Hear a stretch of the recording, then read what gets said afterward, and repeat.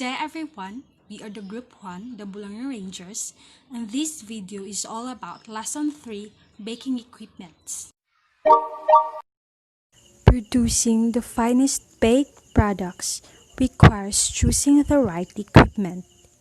It is essential to utilize each equipment properly to yield desirable and standard results.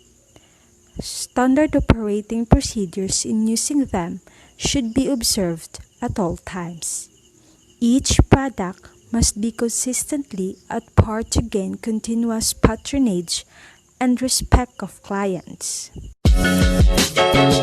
At the end of the lesson, you should be able to identify baking tools and equipment and their specific functions.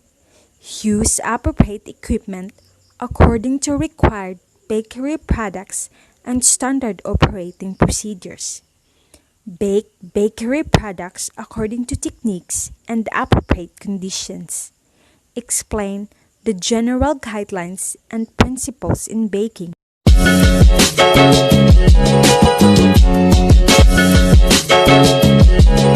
Baking equipment.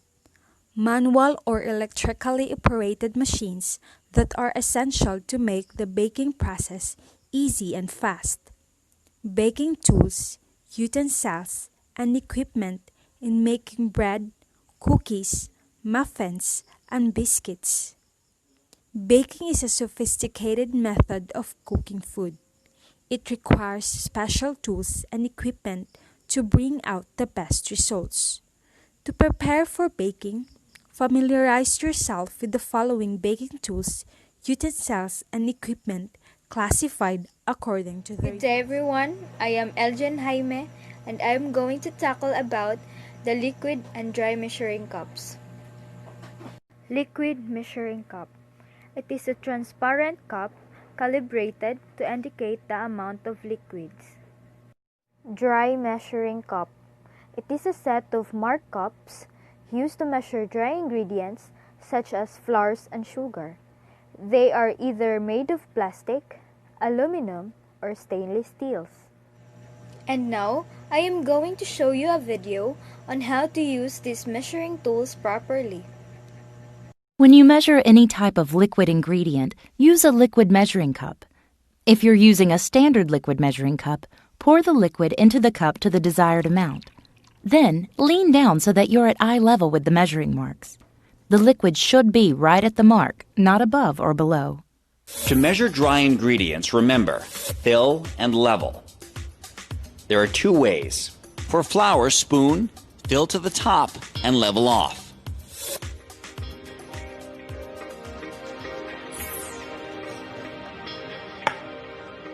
For sugar, scoop, and level works just fine. There is one dry ingredient that is always measured packed, brown sugar. Measure it like this. Good morning everyone, I'm Angelica Cuyus. Today I'm going to discuss about the measuring spoon and the dietetic scale, and I'm going to show you how to use it. Measuring spoon. Measuring spoon is used to measure an amount of an ingredient, either liquid or dry, when cooking. Measuring spoon may be made of plastic, metal, and other materials. They are available in many sizes, including the teaspoon and the tablespoon. And now, I'm going to show you how to use the measuring spoon. Following these simple instructions. First, check the size of your spoon. Measuring spoon sets include sizes from fractions of a teaspoon up to a tablespoon. The best metal or stainless steel measuring spoon sets have metric measurements as well as the spoon size stamped into the handle. For dry ingredients such as salt, coffee, or spices, fill the spoon to overflowing, then scrape the excess off with the straight edge of a knife. Don't shake the spoon to get rid of the excess, as this can compact the ingredient and give an incorrect measurement. For liquid ingredients such as oil, vinegar, or water, pour the liquid into the spoon until it's full. Don't do this over the bowl that the other ingredients are in, just in case you spill some of the liquid over the edge of the measuring spoon. Sticky or thick ingredients like honey or molasses can be difficult to get out of the spoon. To help with this, coat the inside of the spoon with a tiny amount of grease or oil first. Add your sticky ingredient and it will slide out of the spoon easily. Use these simple tips to measure with accuracy and cook with confidence. Dietetic scale. Dietetic scale is the user to weight and calculate the nutritional content of a food item to be consumed. Cumulatively, sum the result with the nutritional compare this total with the recommended daily limit requirement. And I'm going to show you how to use dietetic scale. How to use weighing scales. Firstly, you're going to need to place your empty container onto the top of your weighing scales. Once that's done, the next thing you'll need to do is set the scales back to zero. Slowly turn the wheel so the hand points to zero, and you're now set to start weighing. Place your ingredients individually into the container until the hand points to the correct weight. Do this for all of your ingredients to make sure that what you're making is perfectly delicious.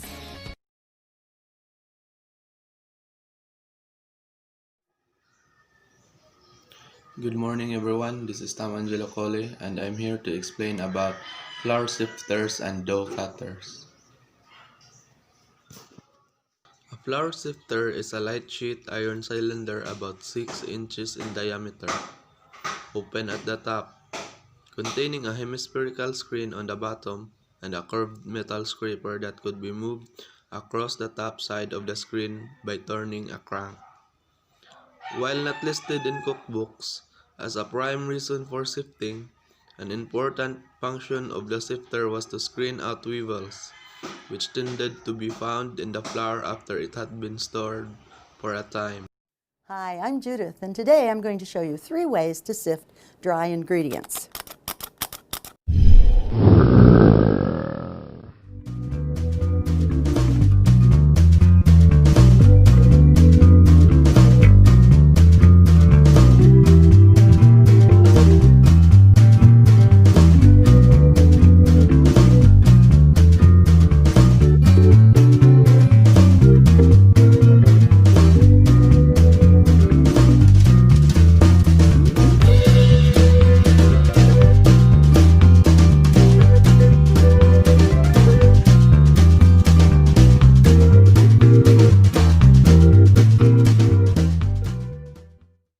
Dough cutter. A kitchen utensil with a handle and a square beveled blade that is used to scrape, cut, and section ingredients when working with dough. Also referred to as a bench knife or pastry scraper. A dough scraper enables the baker to cut rolled dough into separate sized pieces. Cleanly scrape any excess dough off the working surface and measure amounts of dough to keep the food being prepared consistent in size.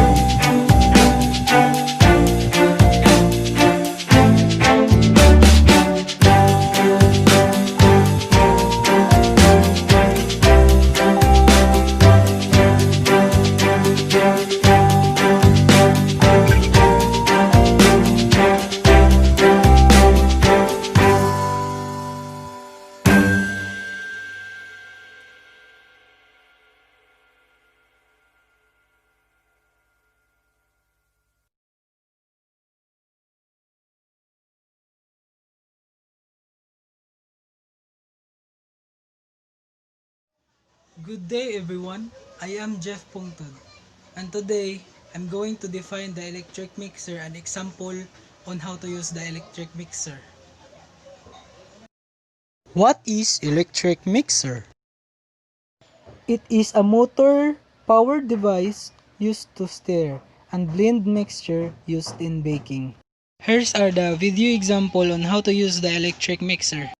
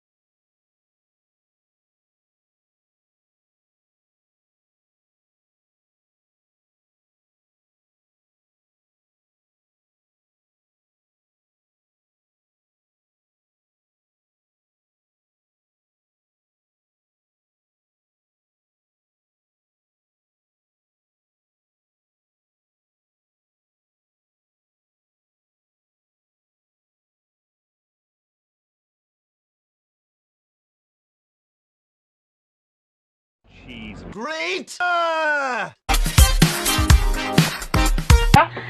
Good morning, sir. This is Maria Christine Bihok, and I am here to report all about grater. So, grater is a kitchen tool which has a rough surface that you use for cutting food into very small pieces. And I will show you some videos on how to use grater.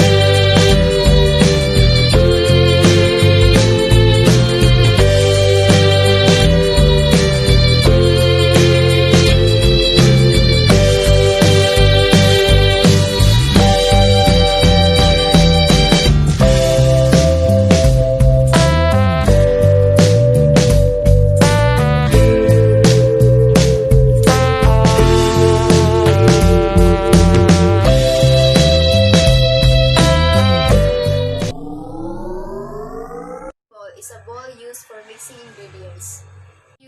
The use of mixing bowl.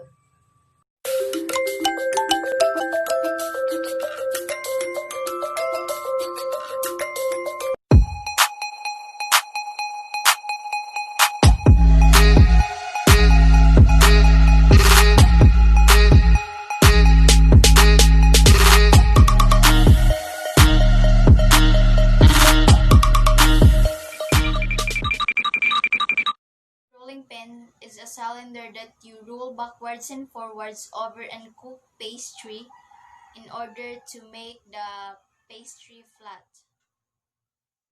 So let's see on how to use a rolling pin. Let's check this out.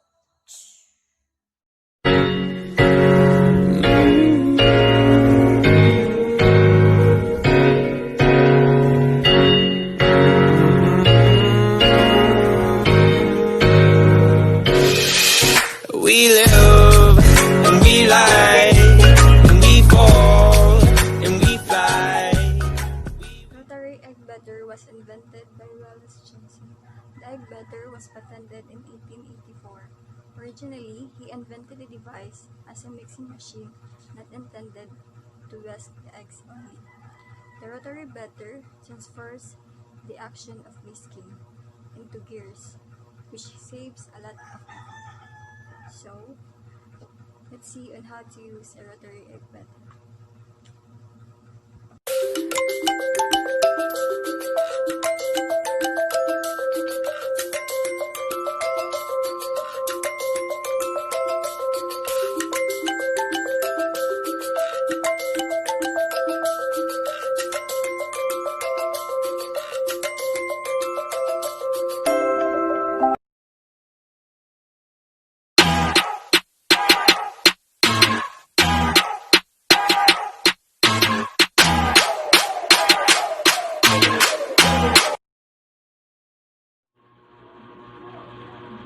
Good day everyone. I'm going to discuss how to use the rubber scraper.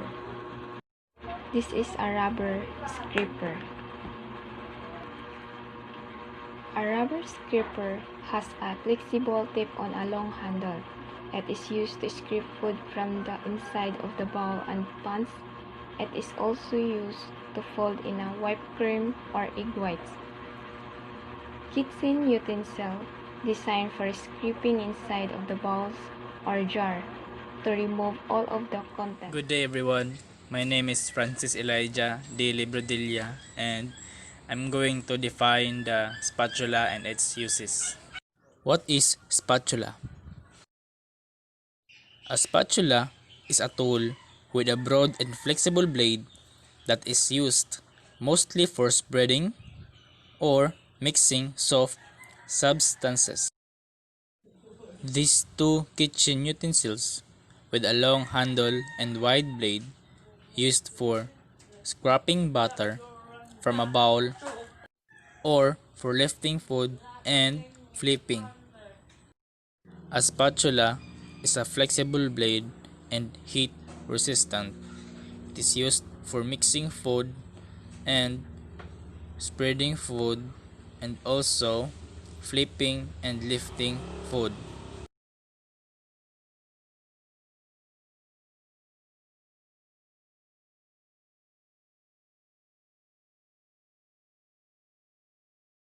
Good day everyone, my name is Christian Lopez and I'm going to define wooden spoon.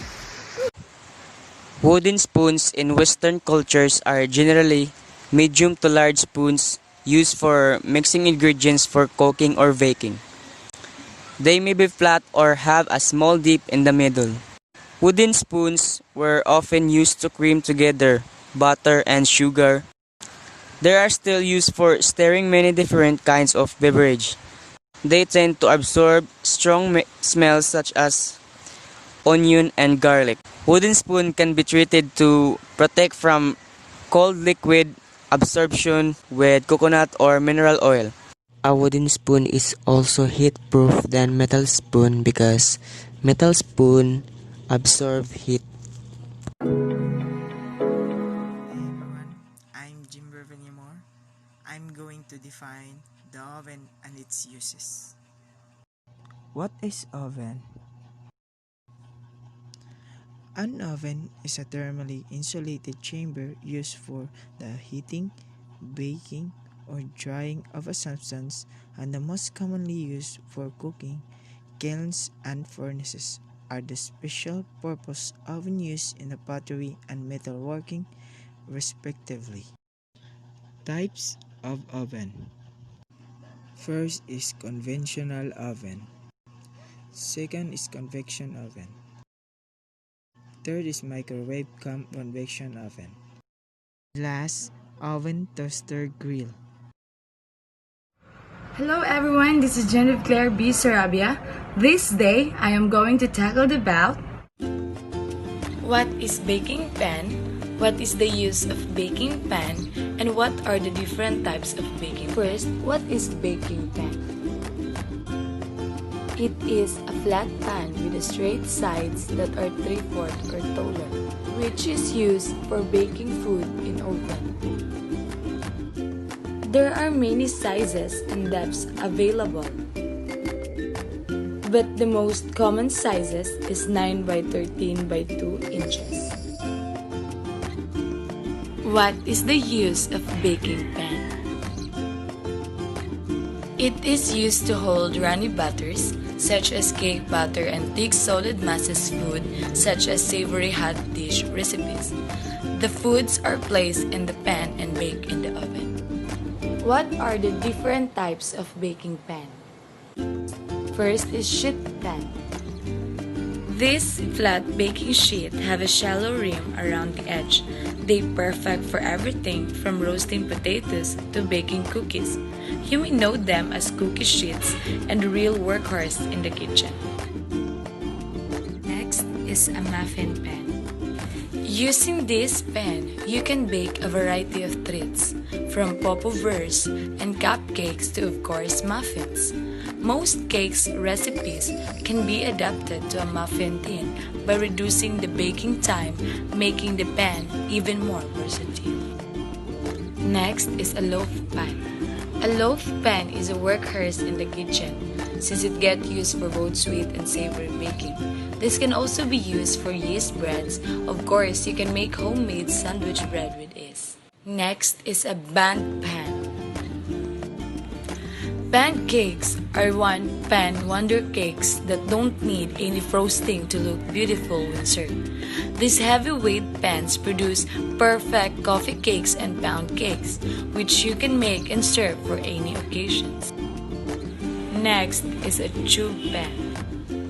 Although it looks like a band pan at first glance, tube pans are used primarily for lighter cakes such as angel food and chiffon. Most tube pans have feet on the top because these airy cakes must be cooled upside down, and the feet keep them off of the counter when the pans are inverted. Next is a 9 inches round cake pans. Round cake pans comes in almost every size you can think of, but the most common are 8 inches and 9 inches. It may be used to bake occasional brownies. Next is a 9 by 13 inches baking pan. This pan can be used for everything from roasting chicken to baking cake. It has a higher side than a sheet pan, which make it better for cakes than for cookies.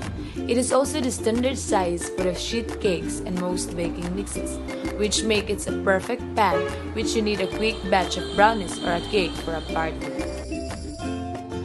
Next is 8 inches square baking pan. A small, square baking dish is ideal for brownies and bar cookies. Next is a pie plate. You can't make a pie without a pie plate, so pie plate is a must in a baker's kitchen. The pan can also be used for brownies, loaf cakes, and other baking by simply adjusting the baking time of your recipe. And lastly is a 9 inches spring-form pan. This type of pan has a removable outer edge that unclaps easily after baking.